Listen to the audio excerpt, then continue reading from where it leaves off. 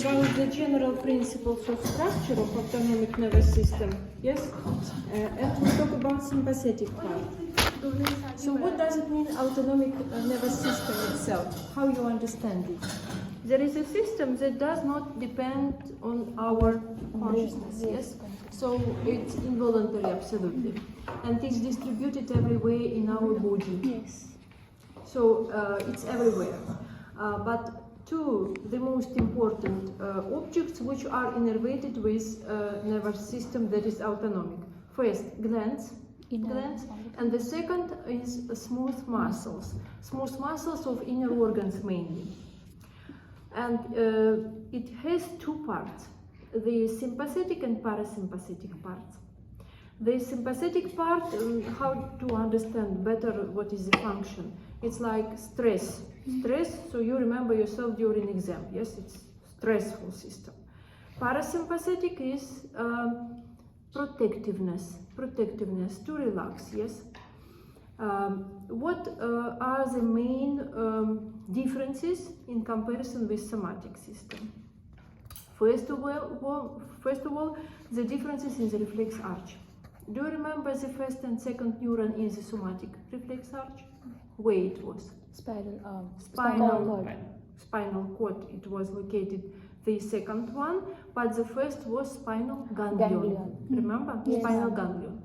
And it was first sensory. The second was located in the central nervous system, in spinal cord, in the in the posterior horns. It was second intermediate neuron. And the third, it was motor. Motor was located in the anterior horn. What about the vegetative reflex arch? The second neuron, efferent neuron, is different because it's located outside the spinal cord, and because of presence different ganglia. So we have different ganglia located nearby spinal cord, near vertebrae. It's called prevertebral. We understand where is our skeleton. Yes, it was there. In front of vertebrae, prevertebral. They could be inside the organs, terminal, in this case called terminal ganglia, or they could be between vertebrae and organs, intermediate, yes, intermediate ganglia. When we talk about the first part of the pathway for nervous impulses, it will be preganglionar part, like before ganglion, yes? The second is postganglionar. And what is main characteristic of this postganglionar? That as usual they are without myelin, they lose myelin, yes, and they join the somatic nerves. They join somatic nerves and they form plexuses. Plexuses along the vessels. And these plexuses are called, by the way, as the vessels. For example, it could be carotid plexus, vertebral plexus, subclavian is the same as the name of vessels. Therefore, vessel delivers not only blood to the organ, but also these vegetative nerves to provide innervation. And due to the fact that they are without myelin, this second postganglionar parts, they join somatic nerves. And sometimes we have to say what is the somatic nerve, to know what is innervation. For example, auriculotemporal nerve, yes, that goes to parotid gland. We know that this nerve itself is sensory nerve, fifth branch, fifth pair, trigeminal. But it delivers the vegetative fibers of ninth pair to the gland itself, understand? So these postganglionar fibers, they join auriculotemporal nerve. Therefore, it delivers the nerves to the gland. So it's necessary to understand, it's written very well in your textbook. So differences in the reflex arches. What else? To talk about the centers of the both sympathetic and parasympathetic nervous system. So this plan shows all the centers, the sympathetic and parasympathetic. This picture demonstrates only parasympathetic. So it will be represented for your exam, therefore you recognize it on the walls of your room for examination. This first, sympathetic. Sympathetic nervous system consists of different centers, and the first of them are distributed in the first cervical till the second lumbar segments. This one is the thoracolumbar compartment of the spinal cord. It's located in the lateral horn of spinal cord, and in the lateral horn of spinal cord there are the centers of the sympathetic nervous system. They are represented by the intermediate lateral nucleus. Central parts of sympathetic nervous system. So starting from the 8th cervical till the first and second lumbar, along all thoracic. Then we'll talk about the parasympathetic. Parasympathetic has two parts. The first part is the cranial part, the second is the sacral part. Cranial part divided into the nerves nuclei. Let's remind what are the cranial nerves to have vegetative nuclei. Number one, does it have? No. Number two? No. Number three? Yes. Yes. What is the name? Accessory. It has parasympathetic nucleus and it's accessory. And it was number three. This one. Located at the level of the midbrain. Yes. At the level of the superior collicular. Then number 4, does it have? No. Number 5, no. Number 6, no. Number 7, yes. So number 7 has nuclei, vegetative nuclei, which are called the superior salivatory and lacrimal nuclei. They are also parasympathetic. Number 8, no, it's pure sensory nerve. Number 9, yes, it has. Number 9 is called glossopharyngeal. And the nucleus is the inferior salivatory. Number 10 is vagus nerve. It has dorsal or posterior nucleus of vagus nerve. So this nucleus is vagus nerve nucleus, is the last vegetative nucleus of the cranial nerves. To summarize, we have number 3, number 7, number 9 and number 10, which are with the presence of the vegetative nuclei. These nuclei of cranial nerves, they form the cranial center of parasympathetic nervous system. But we have also the second, sacral. Sacral are located at the level of the second, third and fourth sacral segments in the part that coincident with the lateral horns, yes. But to be true, there is no lateral horn itself in these compartments. They are terminated in their upper lumbar. But the place of them is the centers of the sacral part of parasympathetic nervous system. Here is it.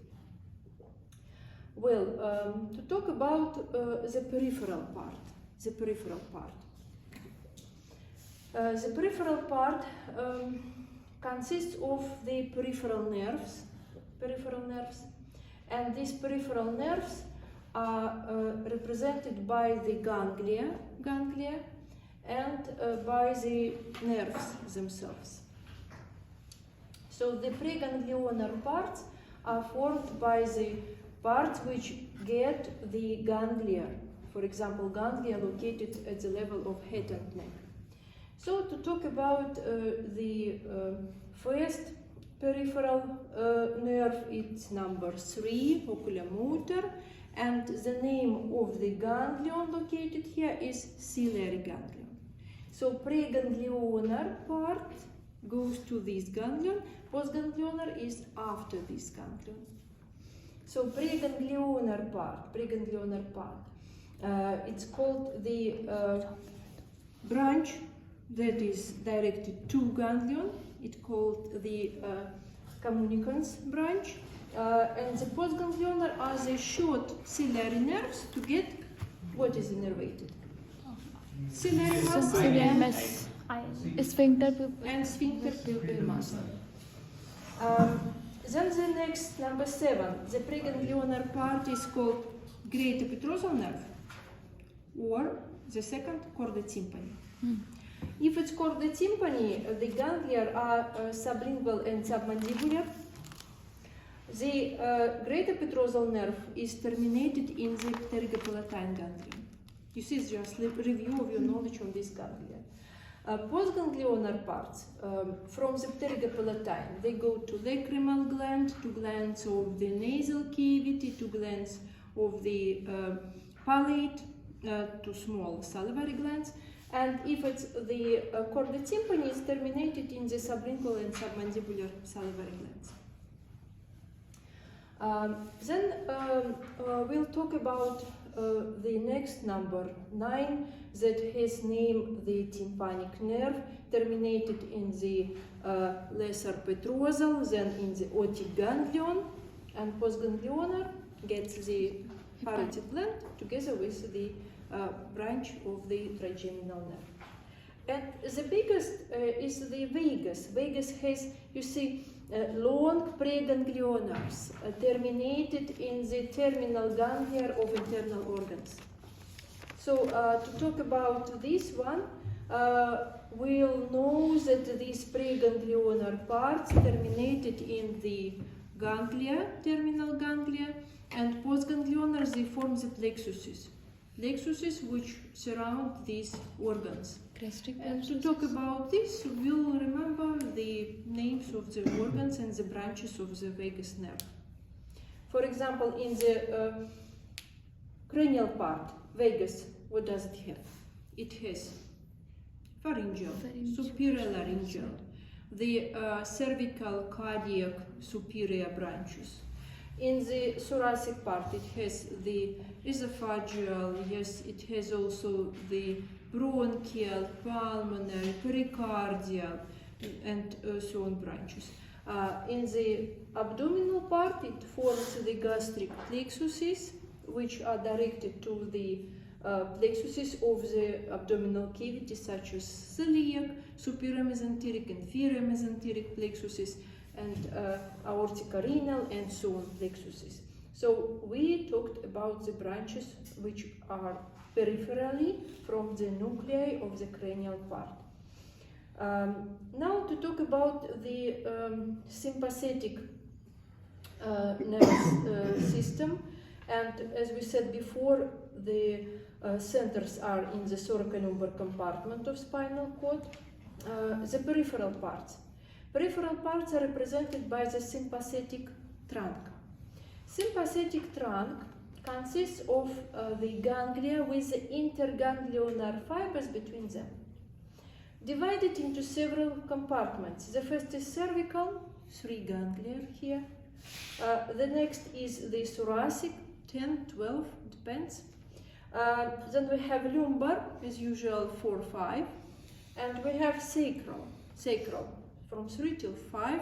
And the last sacral enters the same place as the right side, on the anterior side of sacrum, to form the impar, unpaired ganglion.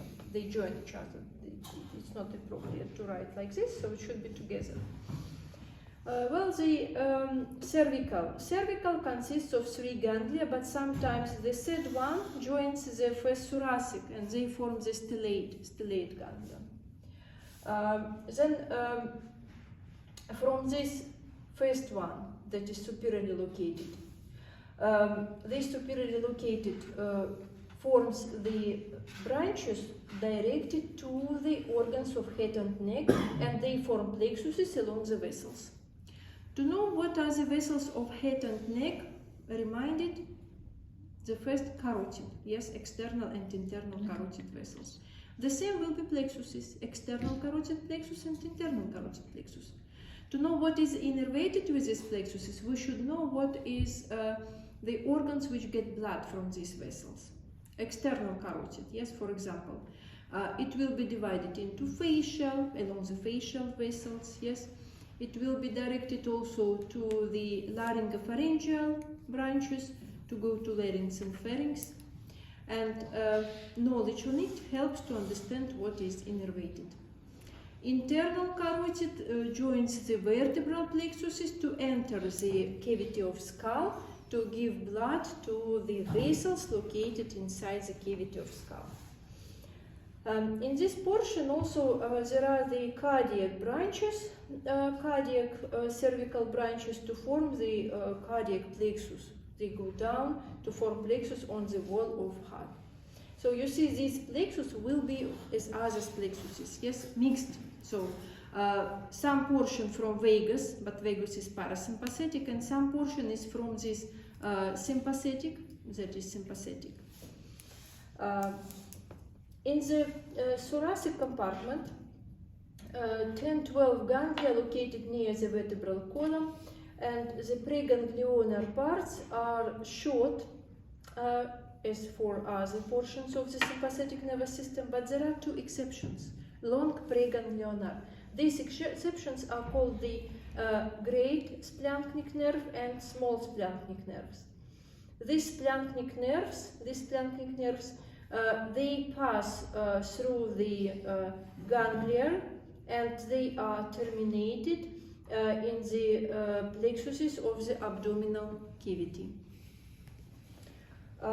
So they are terminated here and without interruption in the sympathetic ganglia. Others are interrupted, and postganglionars are longer in comparison with preganglionar, and these postganglionar go to the organs of thoracic cavity, heart, thoracic, cardiac, lungs, together with bronchial tree, pulmonary and bronchial, esophagus, esophageal, pericardial, mediastinal, they form these plexuses, and as well as aortic, thoracic plexus. In the lumbar, there are several nuclei, ganglia of sympathetic trunk.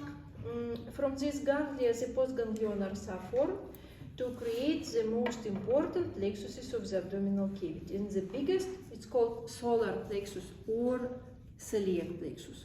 And you know how it's painful and dangerous even to be kicked beneath the ribs.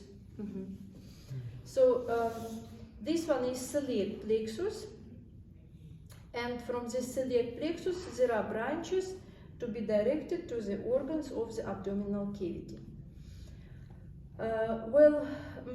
These organs are demonstrated here on this plan, but we can see also that this celiac plexus joining the next one, it's the aortic abdominal plexus. It's called also the aortic renal plexus. From this plexus, the kidneys, adrenal gland, and they are innervated, but it's related also with the testicular cell ovarian plexus, as well as branches from these two plexuses directed to the superior mesenteric plexus. That is related with the inferior mesenteric plexus. What is innervated from these main plexuses? From celiac plexus, liver, it gives hepatic branches with gallbladder, cystic. Pancreas, pancreatic branches. Spleen, splenic branches. Also stomach will be innervated, yes, stomach will be innervated. And superior part of duodenum through the pancreatoduodenal branches. The superior mesenteric innervates the part of the small intestine through the inferior pancreatoduodenal, through the jejunal iliac parts, and then the part of large intestine. They will be innervated too. Second, with vermiform appendix, ascending colon, transverse colon, till the descending colon, because this portion, you see, it gets innervation already from the sacral part of the parasympathetic nervous system. Also, we should say that the sacral parts of the sympathetic nervous system forms the nerves which create the plexuses of the pelvic cavity joining these pelvic splanchnic nerves. These pelvic splanchnic nerves, they are parasympathetic, but the plexuses created in the pelvic cavity, they are mixed. So parasympathetic portions start from the sacral segments, but the sympathetic, they are created by the sacral ganglia of the sympathetic trunk, and therefore the plexuses which are in the pelvic cavity, they are mixed. And the name of them are included in the hypogastric or pelvic plexus. Hypogastric plexus or plexus of the pelvic cavity will be divided into the plexuses which directed to the organs of the pelvic cavity. The first is uterine. From this uterine plexus, the located here parts are innervated, such as the tubal plexus will be here, yes, the ovarian plexus will be here also, the vaginal plexuses, all of them are distributed from the uterine plexus. Then we'll get the rectal plexuses. They are also divided into several portions. Afterwards, the vesical. This vesical plexus is also divided into superior and inferior parts to innervate not only urinary bladder, but also ureters, urethra, prostate, so they get innervation from this plexus. They are the main located in the pelvic cavity. Well, what is the main effect of the sympathetic and parasympathetic nervous system? As we said before, sympathetic is stress, yes? What had happened with the cardiovascular system in the case of stress? So, heart rate beating will be increased, yes? The coronary vessels will be dilated, but the peripheral microcirculatory floor will be narrow, yes? You remember, you saw cold hands, yes? Cold hands. So what else? Dry mouth, yes? Because the salivary glands will decrease the producing saliva. It's stress. What else? Peristalsis. Blood pressure. Peristalsis will be increased. No, decreased. No, it will be decreased, and the sphincters will be closed. Yes, you're right. Bronchial tree. So what had happened? Of course, we need to get more ventilation. Yes, therefore it will be absorption of oxygen increased. Parasympathetic effect. What had happened if the exam is passed? So heart rate beating will be decreased, yes, the coronary vessels will be narrow, the peripheral started to be wider, yes, we passed. So the peristalsis started to be improved, yes, the sphincters are opened, and in the case if you add something wrong, some food, low quality for example, and you have to remove it from your body, the peristalsis is improved, sphincters are opened to have what? Diarrhea or nausea, yes, to remove this content of the digestive system. And respiratory system, again, will get spasms of bronchial tree and cough as a result of the parasympathetic innervation. These types of effects. So they are opposite to each other, but you see that all of them are originated from the same places, from the same organs. So if it's cardiac plexus, it has both sympathetic and parasympathetic, yes? If it's large intestine, it has both sympathetic and parasympathetic, the same as for other organs. Understand? Understand. So it's very general, guys. You should read in your textbook, it's described in details.